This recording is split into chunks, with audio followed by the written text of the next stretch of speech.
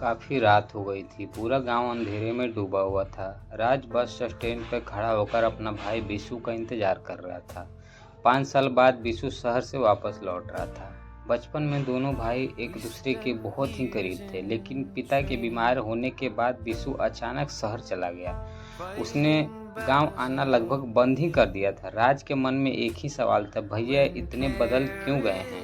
तभी दूर से बस रुकी। बिशु नीचे उतरा। चेहरा बहुत थका हुआ था, आंखों में अजीब सा डर था। राज खुशी से बोला, भैया। लेकिन बिशु हल्का सा मुस्कुराया। घर पहुंचते ही माँ रोने लगी। उन्होंने बिशु को गले लगा लिया। उसी रात खाने की मेज पर अजीब सन्नाटा था। राज बार बार बाहर देख रहा था, जैसे उसे किसी का डर हो। रात के करीब 12 बजे बिशु पानी पीने के लिए उठा। तभी उसने देखा राज कमरे में अकेले बैठा एक पुरानी चिट्ठी पढ़ रहा था। उसके हाथ कांप रहे थे। राज ने पूछा, भैया क्या हुआ। बिशु चौंक गया।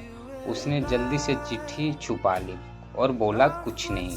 लेकिन राज समझ गया था, लगता है बहुत बड़ी बात है।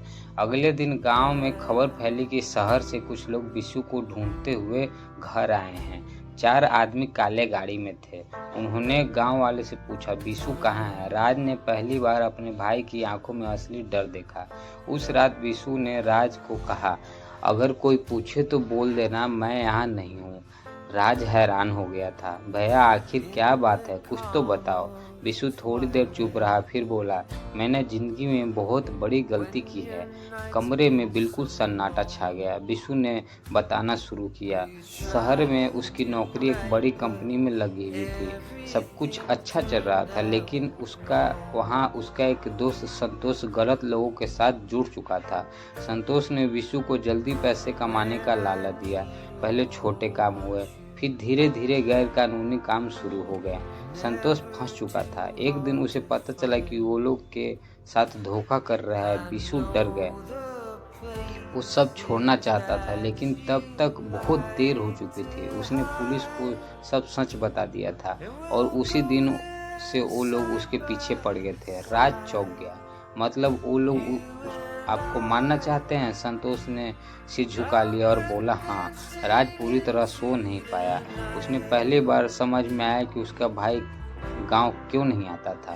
अगले दिन माँ की तबीयत अचानक खराब हो गई थी। डॉक्टर ने कहा कि उन्हें तुरंत शहर के अस्पताल में ले जाना होगा, लेकिन बाहर वही काली गाड़ी खड़ी थी। संतोष समझ गया वो लोग पहुंच चुके हैं। घर के अंदर डर का माहौल बना हुआ था। तभी संतोष ने वो पुरानी चिट्ठी राज को दी। अगर मुझे कुछ हो जाए तो इसे पढ़ना। राज की आंखों में आंसू आ गए। भैया ऐसा बात मत करो। बिशु थोड़ा सा मुस्कुराया।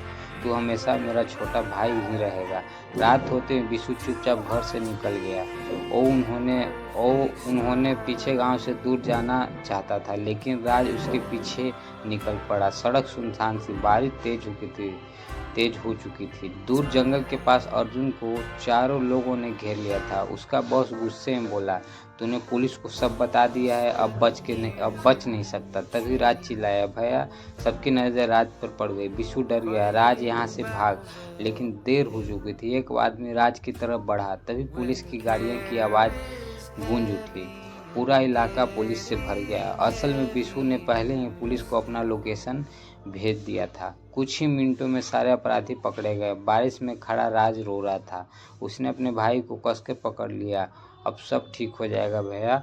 कुछ दिन बाद माँ की तबीयत भी ठीक हुई। अर्जुन ने गांव में ही नई जिंदगी शुरू करने का फैसला लिया। जाने से पहले राज ने वो चिट्ठी खोली। उसमें लिखा था, राज अगर मैं वापस ना आऊँ तो माँ का ध्यान तुम रखना।